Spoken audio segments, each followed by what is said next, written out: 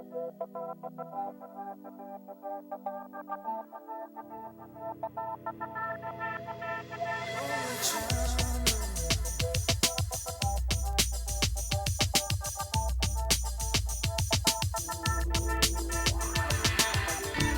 everyone, I'm Anthony Polidano and welcome to another edition of Sports Timeout. Today we come to you from Utica High School as we're checking out the winter sports playoffs. We're talking volleyball, wrestling, bowling, and hockey in today's episode of Timeout.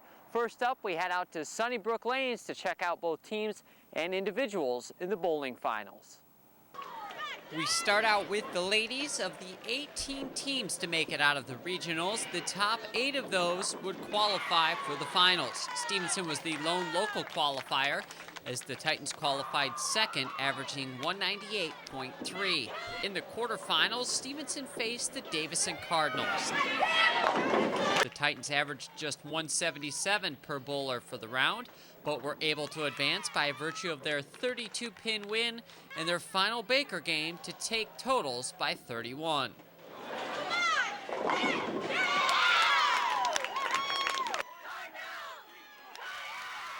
In the semifinals, though, Stevenson fell behind early against Taylor Kennedy and could never quite find their stride. The Titans averaged just 165 for the round, and they lost by a total of 268 pins.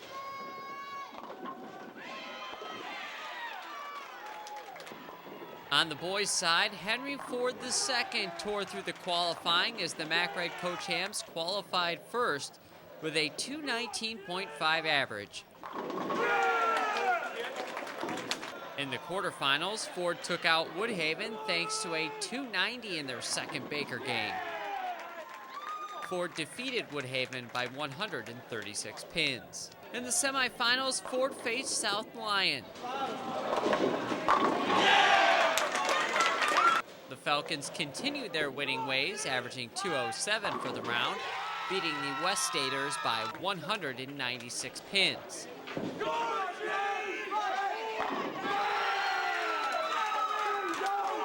That launched Ford into the championship match, where the Falcons met a familiar foe, the Mac White's Port Huron Northern Huskies. Ford got off to a great start in the individual games. Kenny Wickman put together the first 9.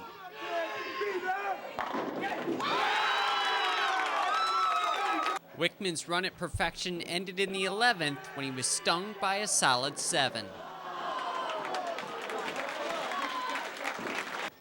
Teammates Eric Stanley and Larry Radke also came up big in the individuals. Sophomore Stanley rolled a 246, while the elder Radke followed with a 245. But the Huskies hung tough as Ford held only a 14-point edge after the individual games. In the Bakers, the Huskies took control as their 96-pin victory in Game 2 held up. Port Huron Northern took home the state title by just 15 pins.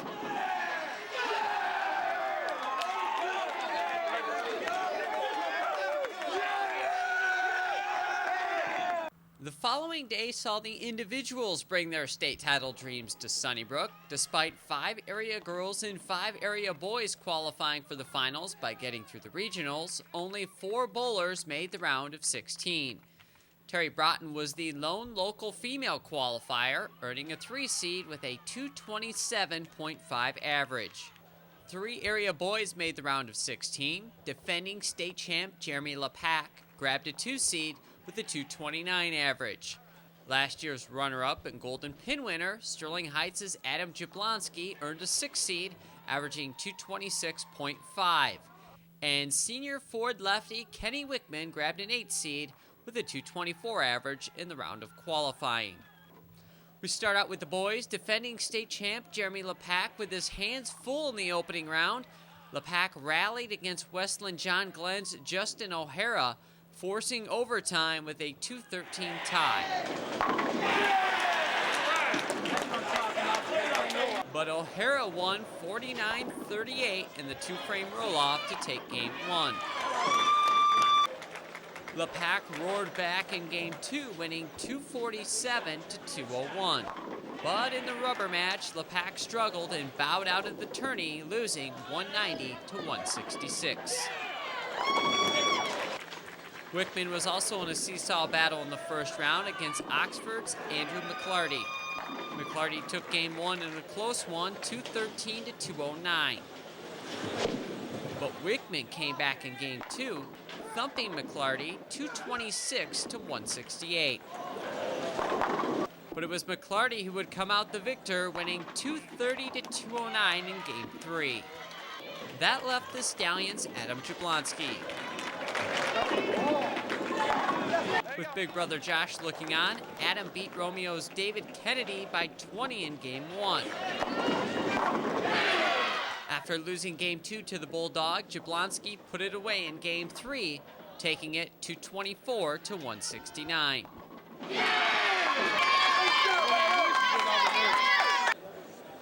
In the next round, though, Jablonski would run out of gas against Port Huron Northern's Leo Anthony. Anthony's near 300 in Game 1 and 34-pin win in Game 2 would send the Stallion senior packing. Over to the girls as Broughton continued her hot bowling from qualifying with games of 236 and 202 to dispose of Waterford Kettering's Heather Kazmierek in 2 games in the round of 16.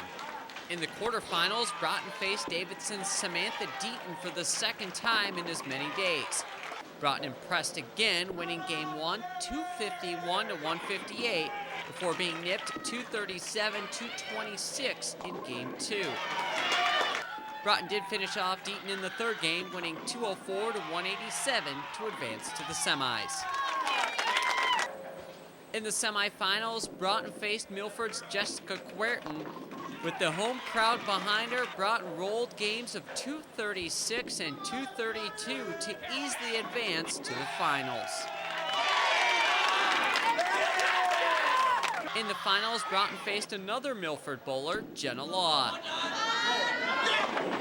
Broughton's title run would come up just short as the senior bowled well but could not catch a break, losing 203 to 185 and 241 to 215. Jenna Law would be the 2007 Division I Girls Champ.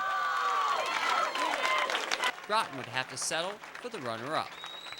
It feels good. I mean, yeah, I wanted first, but I mean, I got this far and I'm thankful for it. I can't do anything else. It's over with, but I did good. Moving on, last year in hockey, both Utica and Eisenhower made a lot of noise as both teams had outstanding seasons. Chieftains won their first 26 games of the year. Eisenhower went all the way to the state semifinals. This year, the team making noise locally in hockey was the Stevenson Titans. They were the MAC White champions, and they opened up their postseason this year against Warren Sterling United. Now, most high school students know that on a school night, you're supposed to go to bed at a reasonable hour, but this would not be possible for either Warren Sterling United or Stevenson as their first round playoff matchup started at 10:53 p.m. out in St. Clair Shores.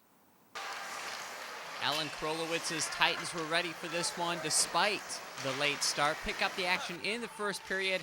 Titans on the move. Ryan Matheny picks up the puck, and he goes all the way in for this one. In fact, goes behind the net and throws it in off of one of the Warren Sterling United players' legs. That's a goal for Stevenson, 1-0 Titans through one. Second period, more Stevenson. Garrett Gostick from deep. The one-timer beats Eric Bartnicki, 2-0. Stevenson up in the second. Just 20 seconds later, Michael Bellotti, he's going to have an eye for the net as he gets 3 opportunities to beat Jason Miller. Does it on the third time. That was the charm. Cuts the lead in half, 2-1 at the end of 2. Third period we go. Brian Dunn up top. Partially saved by Bartnicki, and then Derek Glowacki there puts in the rebound. 3-1. Stevenson up in the third. Penalty shot time here for Jason Miller. Big opportunity for Warren Sterling United to get back in the game, but Adam Kramer stoned by Miller to keep it a 3-1 game. More heroics here by Miller later. Ball deflects off the boards, or the puck does, and Miller covers it up just before it goes into the net. Stevenson holds on to win this one 4-2 in a game that ended at 12:35 a.m. Titans take it 4-2, as we said. Glowacki with 2 goals. Miller had 29 saves in the win. Bartnicki 29 in the loss. Over to suburban ice we go.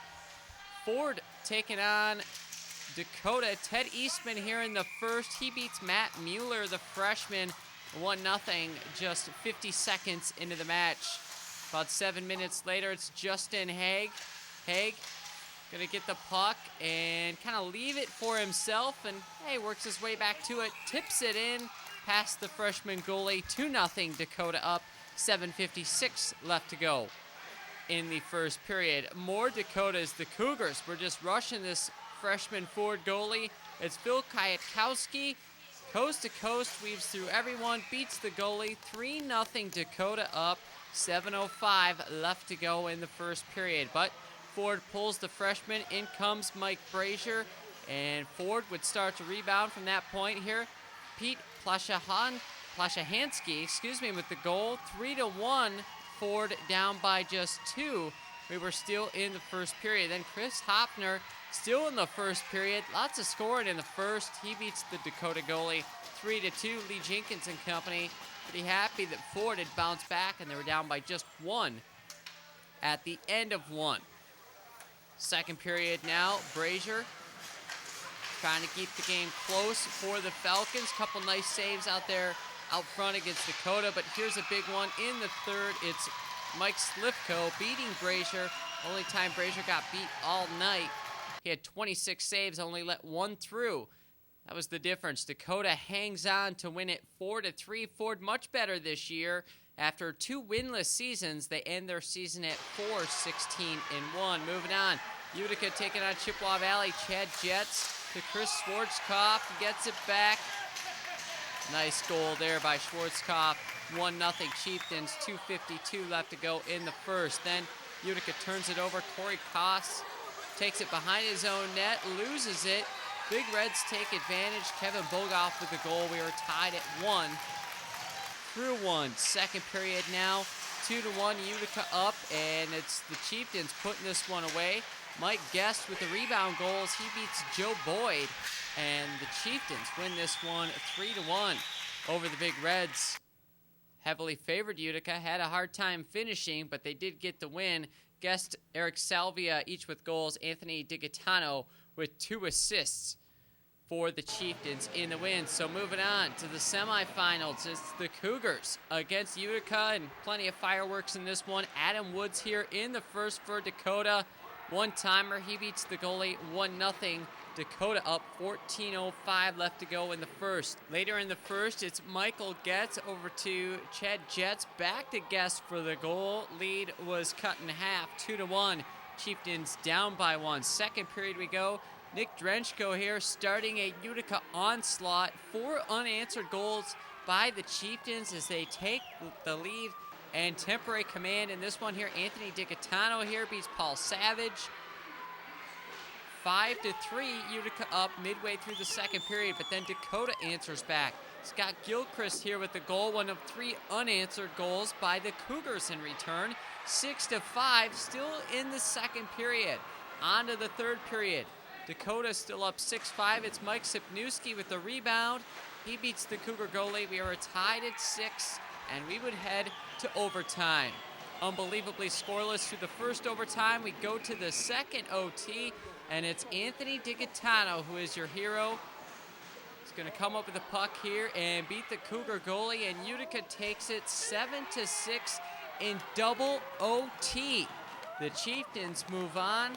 13 goals combined by these two schools, 4 of them by Woods. DiGaetano with 2 goals for the Chieftains. Slivko 2 goals and an assist for the Cougars.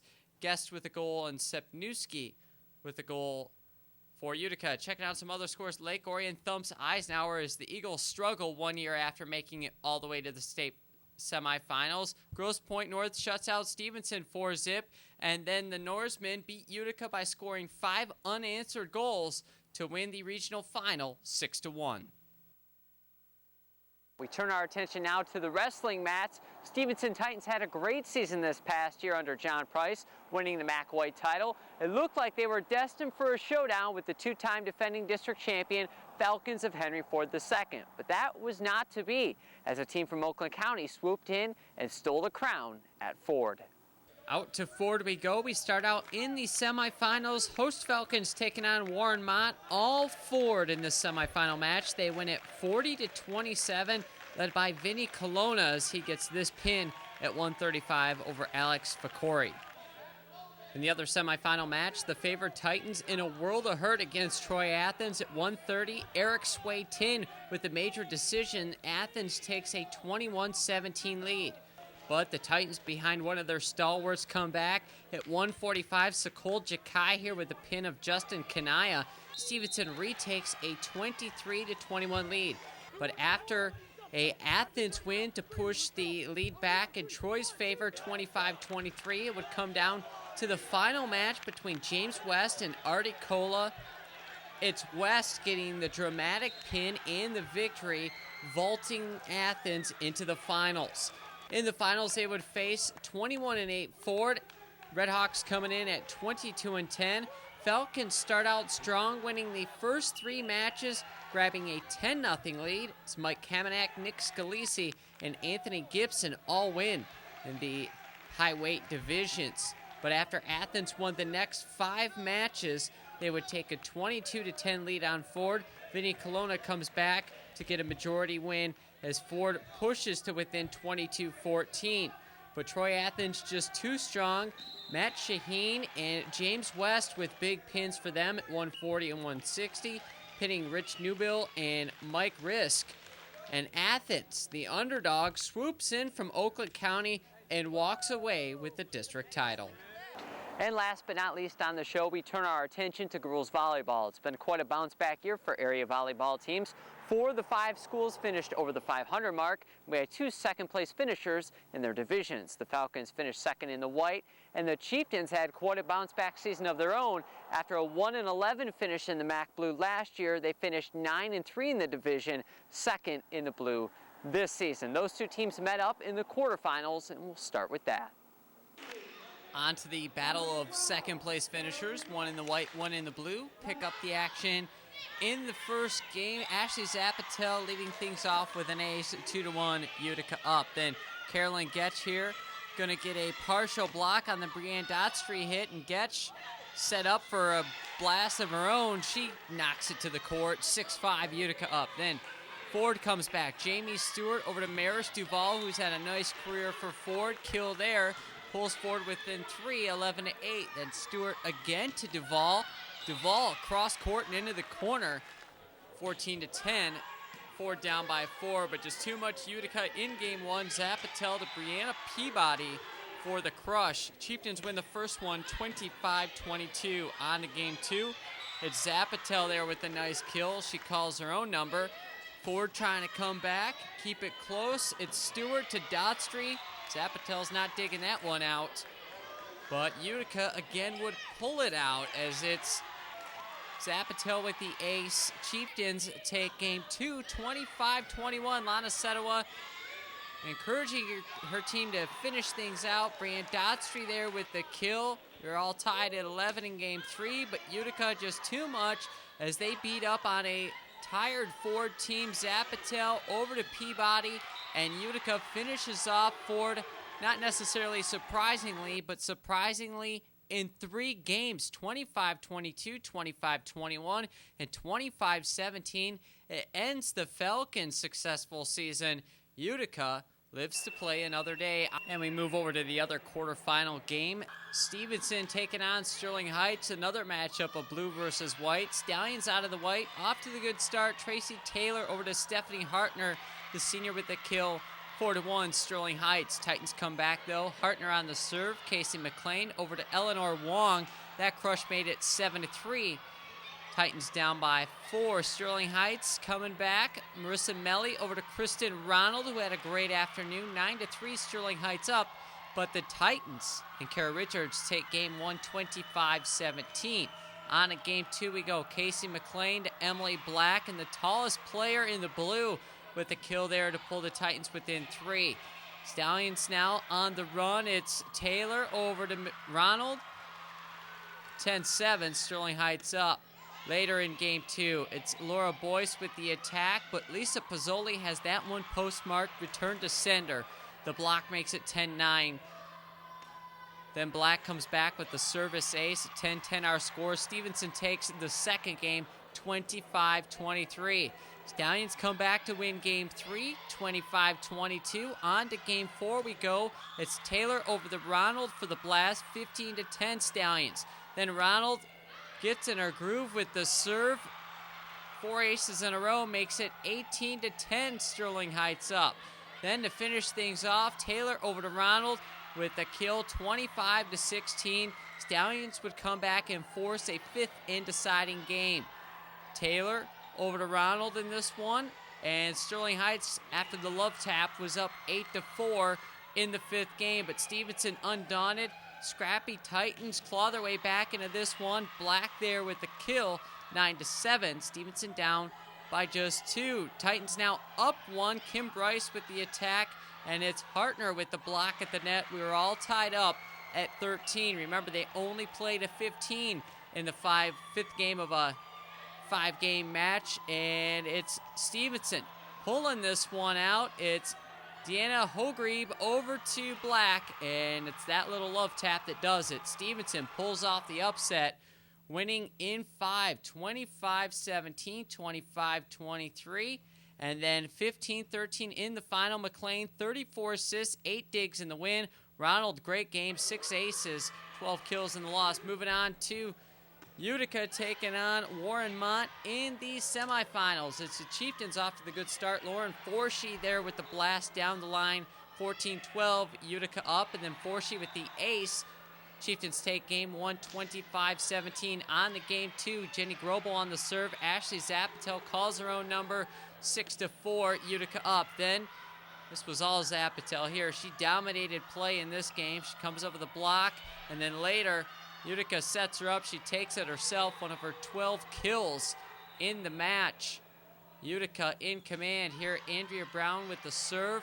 Brown's going to set up Katrin Whitus, though, as Warren Mott, scrappy, trying to hang tough, down 14-13. Megan Ball now on the serve. Look at Brianna Peabody with the athletic kill. Utica up 25-24. Then Ball on the serve again. Zapatel with the block. Utica is going to get control of this one, and the setter sets it over to Peabody, who was on fire on the night. That crush there made it 26-24. Utica wins game 2. After Mott rallies to win game 3, on to game 4. Megan Ball with the great dig, and then Utica sets it up. Zap to Forshee, 6-2 Chieftains. Melissa Ballard then follows with an ace, makes it 14-7. Utica up, and to finish things off, Brown on the serve again for the Marauders, and it's Zapatel over to Peabody. She powers it down, and Utica wins in 4. Zapatel 12 kills and 34 assists in the win. Forshee 16 kills and Peabody 15 kills as Utica romps and heads to the district final. Who would they face? Well, either Chippewa Valley or Stevenson. Bill Rice's team off to a great start. Kate Pearson there with the ace for the Big Reds. They were up 7-3, but Stevenson would try and come back. Pierce there with the block, and Pearson's block made it 15-12. Kara Richards' team, though, showing some resiliency and some moxie. Casey McLean to Lisa Pizzoli for the kill. That got the Titans within 1 at 23-22. Then Ariel Finch over to Pearson for the kill. That knocks the Titans out of game 1, 26-24. In a close one, game 2. Emily Black here with a great save to keep it alive, but Pearson going to get the set from Finch and go right back to that corner. Smart play by her. We were all tied up at 9. Stevenson still hanging tough in game 2. It's McLean over to Pizzoli. Pizzoli finds that back corner. Titans within 4 at 24-20. A little miscommunication trouble here. Easy for me to say. For the Titans, one of the few errors for them on the evening. It cost them game 2 as they lose 25-21. To game 3 we go. It's Megan Gutsky with the ace to make it 14-4. Then Finch going to find Sarah Mahalik for the little love tap, 17-7. Stevenson, after giving the Big Reds a run in the first two games, just kind of ran out of gas in game 3 as the Big Reds win it going away. They take game 3 25-16 as they take it in 3 over the Titans. Pearson, 9 service points, 3 aces, 13 kills, and 5 blocks. McLean had 22 assists in the losing effort for the Titans. So, Chieftains all fired up in the district final, looking for their first district title in school history as Utica was facing the Big Reds, the defending district champs. In the first, Carolyn Getch there with the block, 7-3, Utica up.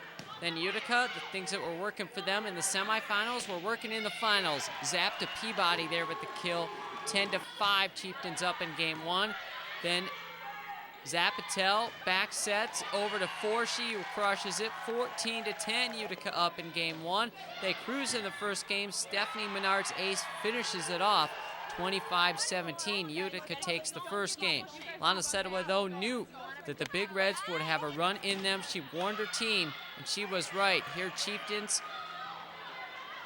knock it around a little bit, and the Big Reds keep it alive for Kate Pearson. And Pearson, just a wicked shot, 10-6. Bill Rice's team up in game 2. Then Pearson with the ace to make it 17-11. Big Reds up. They take the second game by 9, 25-16. But Lana Sedawa and company regroup, and they come out strong in game 3. Ashley Zapatel over there with the ace to make it 3-1. Then Lauren Forshee follows with an ace of her own to make it 8-5 Utica in game 3. Utica then gets their attack revved up and going again. They're blocking at the net. Everyone playing at a very high level in this game. It's Zapatel over to Peabody. Peabody crushes that one. She had 19 kills in the game versus Chippewa Valley. Here, Zapatel keeps it alive. Check out Stephanie Menard here with the very nice dig to keep it alive for Utica. Zapatel over to Peabody, junior to junior. They put it away. Excuse me, that was Forshee with that one. Junior to senior, 21-15.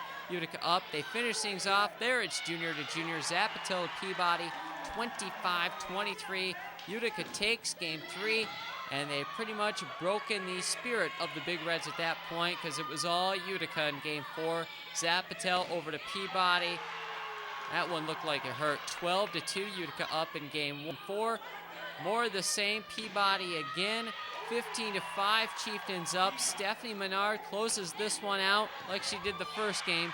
3 straight aces to end game 4 and give Utica their first district title in volleyball school history as they win it impressively over the Big Reds in 4 games. Congratulations to Lana Sedawa in company. There's the hardware. She graduated from Utica. She played there. Now she comes back and gives them their first title as a coach. Lauren Forshee, the hero, 23 kills, 9 digs in the win. Peabody, 19 kills. Zapatel, 37 assists. And everyone very happy. It was amazing to be able to get this far. And we kept talking about it. We're like, well, what if we win districts? What if we beat Ford? What if we beat Warren Mott? We could be district champs. And we kept saying, don't jinx it, but we were excited the whole week. Utica has never won a district championship in volleyball, ever. And we took a field trip the other day out in the hall. We looked at the trophy case. It was empty, dusty, and I told the girls, you know, you could have something in there to remember yourselves by going into this tournament. And it's just a great sense of accomplishment. You know, again, going from 1-12 last year or 1-11 last year to being district champs, that's a huge turnaround. I think that we get along a lot better as a team, and we talk a lot more, and we have a lot more faith in each other, and we believe that we could do it. So we head out to Berkeley for the regionals. Utica taking on state-ranked Troy Athens. Brianna Peabody out for this one, and because of that, pretty much over before it started. Chieftains lose the first one, 25-10. Leah Jones there with the kill, 19-16. Troy up in game 2. Utica tries to come back. Melissa Ballard there with the kill. Makes game 2 a game, basically. Chieftains down 1. Then Sarah Warman over to Jones, 24-21. Troy takes the second game, 25-22. Utica tries to rally and at least win a game here in Game 3. Ballard with an early ace, 2-0 Chieftains up, but Nikki Achu there sneezes up an ace for the Colts, 3-3. Then Liz Slavin on the serve. Natalie Vanderbrayten there with the kill, and Troy finishes off Utica in 3 games, 25-10, 25-22, 25-13, and ends Utica's great season at 17-11-2 overall. You know, Utica has for a long time, we just haven't had any news, no headlines for volleyball. And, I told them today, look how far you guys have come. When we had a great season. We only had 3 losses in the league. So the girls really played tough this year. They really stepped it up. And, I'm going to have a lot of the girls back next year. So hopefully we can still stay at that, that high caliber play. Well, congratulations to Coach Sedawa and the Chieftains on their first ever district title in the history of the school. And that wraps it up for this edition of Sports Timeout. Stay tuned. Our next edition of the show will focus on the 2007 Boys Hoop Playoffs. Thanks for watching. See you next time.